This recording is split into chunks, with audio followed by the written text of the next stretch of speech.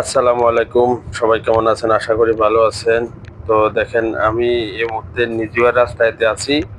তো এটা হচ্ছে নিজুয়া যাওয়ার রাস্তা। কত সুন্দর রাস্তাটা দেখেন। চারদিকে পাহাড় আর পাহাড়। যে যত দূর আপনার চোখ যাবে তত দূরে আপনি শুধু পাহাড় আর পাহাড় দেখতে পারবেন।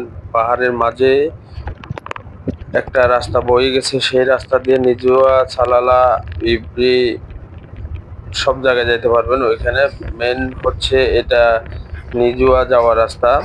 তো এখান দিয়ে আবার সালালা যাইতে পারবেন। সালালা যারা যায় তারা এই রাস্তা দিয়ে যাইতে হয়।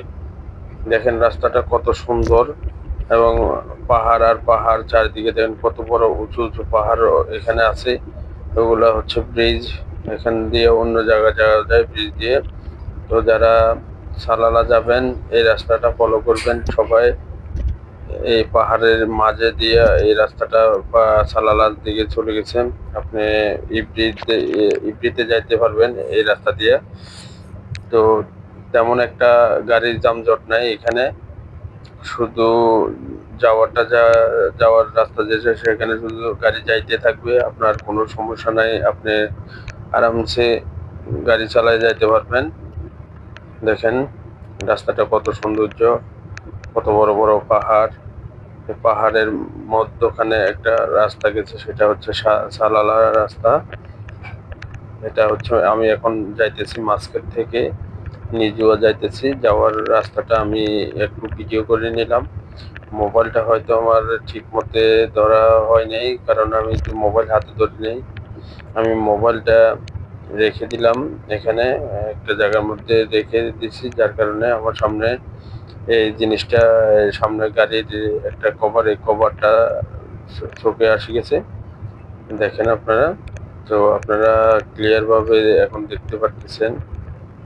তো যারা সালালাতে যাবেন সবাই এই রাস্তা ফলো করবেন।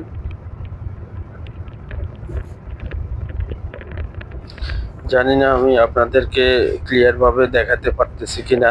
তো আপনারা যারা মাঝখাট থেকে সালালা গেছেন তারা এই রাস্তাটা অবশ্যই চিনবেন, আর যারা এখনো জান নাই তারা এই রাস্তাটা ফলো করবেন। দেখেন গাড়ি কিন্তু এত স্পিডে চলতেছে, 120। এখানে কিন্তু আপনি 140ও গাড়ি যাইতে পারে, কিন্তু আপনার 140-এ উঠলে আপনাকে রাস্তার মধ্যে যে সিসি ক্যামেরা আছে ওই ক্যামেরাগুলো আপনাকে ফাইন মেরে দিবে। যার কারণে 140-এ আপনারা চালাতে পারবেন না। তো 120, সর্বোচ্চ 130 পর্যন্ত আপনারা যাইতে পারবেন, তাও দেখে শুনে আর কি।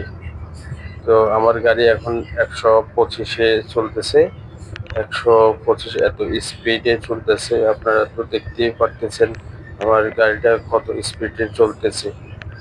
তো যারা যারা এখনো যান নাই সবাই যাওয়ার জন্য চেষ্টা করবেন, যাতে সালালাটা ঘুরে আসতে পারেন। এখন কিন্তু সালালার মৌসুম অনেক ভালো। তো আল্লাহ হাফেজ, ভালো থাকবেন।